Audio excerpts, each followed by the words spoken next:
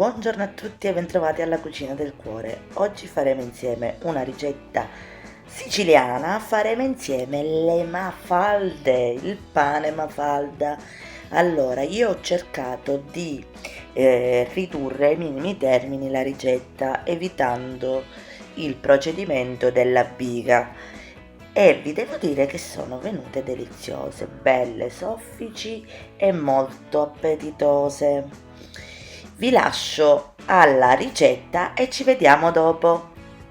Iniziate a mettere 700 ml di acqua nella vostra ciotola della planetaria e aggiungete 10 g di lievito di birra, che ovviamente è opzionale in base al tempo che avete a disposizione per la lievitazione. Vi ricordo inoltre che gli ingredienti li troverete sempre scritti per interi nell'info box e poi aggiungiamo anche 10 g di miele da caccia. Ovviamente sarebbe meglio utilizzare se utilizzassimo il malto, ma siccome non è facile reperirlo per tutti utilizziamo il miele. Quindi andate a mescolare tutto con una frusta e coprite con un canovaccio e lasciate così a temperatura ambiente a riposare per 10 minuti. Trascorsi 10 minuti aggiungete nella vostra ciotola della planetaria o impastate a mano come meglio più preferite 800 g di semola rimacinata di grano duro e 200 g di farina 00.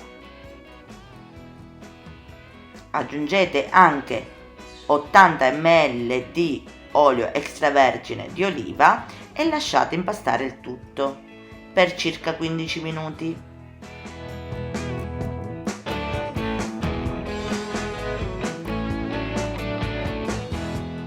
Cinque minuti prima che finite di impastare il tutto aggiungete 20 g di sale e continuate a lasciare impastare. Trascorsi 15 minuti, questo è quello che otterrete. L'impasto è molto idratato perché voglio ottenere una consistenza soffice visto che non abbiamo fatto la biga. Quindi andiamo a mettere un pochino di olio di oliva sulla nostra spianatoia. Aggiungo l'olio perché non voglio cambiare di tanto la consistenza dell'impasto e vado a rovesciare l'impasto sulla spianatoia e vado a formare una pallina. Coprite con un canovaccio umido o una ciotola e lasciate riposare 10 minuti. Trascorsi 10 minuti che il vostro impasto si sarà rilassato, andiamo a pesare le nostre mafalde. Vedete com'è l'impasto? Quindi con l'aiuto di un tarocco, di un coltello, comunque quello che vi trovate a disposizione, andiamo a porzionare l'impasto come vi dicevo. Io ho fatto delle mafalda da 170 grammi ciascuno, ma questo poi sta a voi decidere. E una volta che l'avete pesato andatelo ad appiattire con le mani e poi arrotolatelo su se stesso in modo da formare una sorta di salsicciotto, possiamo chiamarlo così, in questo modo.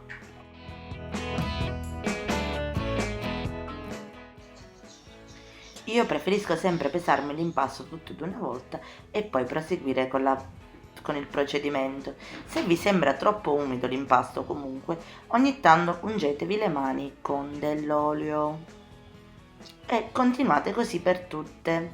Una volta che le abbiamo fatte tutte, le lasciamo riposare altri 10 minuti.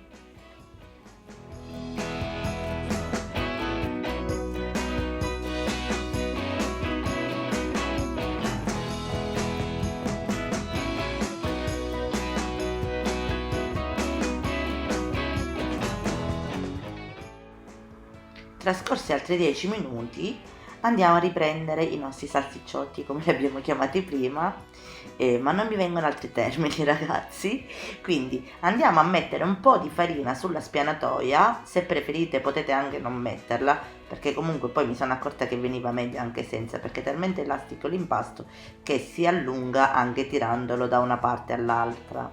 Andate a formare una cordoncino del diametro di mezzo centimetro è della lunghezza di 60 cm circa e andate a formare le vostre mafalde. Ovviamente io ho fatto a mo' di mafalda, ma voi potete decidere di fare qualsiasi altra forma, a forma di girella, a forma di panino semplicissimo, già da salsicciotto le potete andare a fare lievitare in questo modo e poi arrotolare. Quindi questo è lo spessore che dovrete ottenere e andate a formare la serpentina. Partite dall'estremità che posizionerete sulla vostra spianatoia e dovrà essere più stretta, poi allargatevi al centro, adesso vi faccio vedere come l'ho corretto, vi allargate al centro e proseguite così fino a ritornare dopo 2-3 giri ad essere più stretti. Poi mettete il resto dell'impasto sopra tutto la vostra mafalda e fissate le due estremità con le mani. Ed ecco la nostra prima mafalda pronta.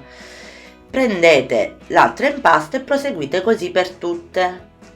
Quindi formate il cordoncino, poi iniziate a posizionare un'estremità e la fate più corta, dopodiché vi allargate al centro e vi ristringete di nuovo alla fine, posizionando l'estremità sopra tutta la mafalda e andando a fissare con le dita. Proseguite così per tutte e adesso con l'aiuto di un pennello andate a bagnare con dell'acqua la superficie delle vostre mafalde e cospargetele di sesamo.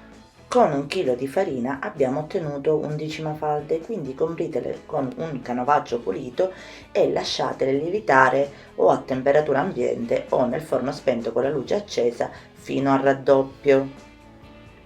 Trascorsa circa un'oretta e mezzo, ma questo sempre dipende a seconda della temperatura che avete a casa e del lievito che andate ad utilizzare, queste sono le mafalde ben lievitate e possiamo andarle a mettere in forno statico preriscaldato a 200 gradi per 20 minuti, dopodiché abbassate a 180 gradi per altri 10 minuti, comunque regolatevi voi. Inoltre vi consiglio di andare a mettere nel forno una pirofila piena d'acqua così da andare a creare più umidità nel forno, così otterrete delle mafalde croccanti all'esterno e soffici all'interno.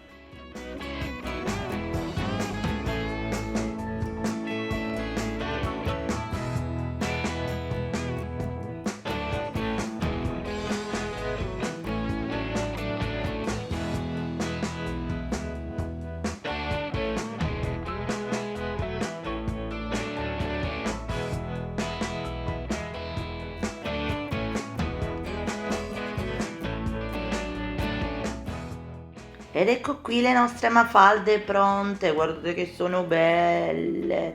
Certo, la forma poteva venire un po' meglio, ma il sapore vi assicuro che è fantastico.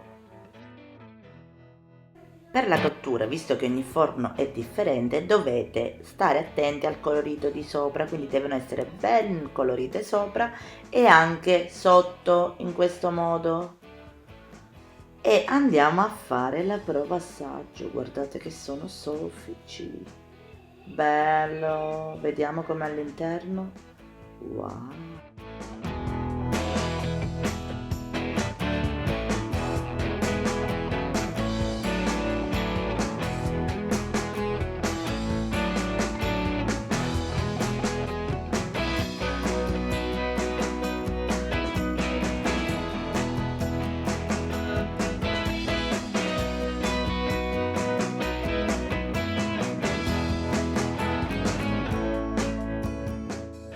Sono davvero buonissime, poi ho messo una bella fetta di mortadella di Bologna dentro e non vi dico che bontà. Spero che anche questa video ricetta vi sia piaciuta e vi ricordo che mi trovate anche su Instagram, Pinterest e Facebook e vi ringrazio ancora per aver visto il video fino alla fine. Alla prossima video ricetta dalla cucina del cuore. Ciao!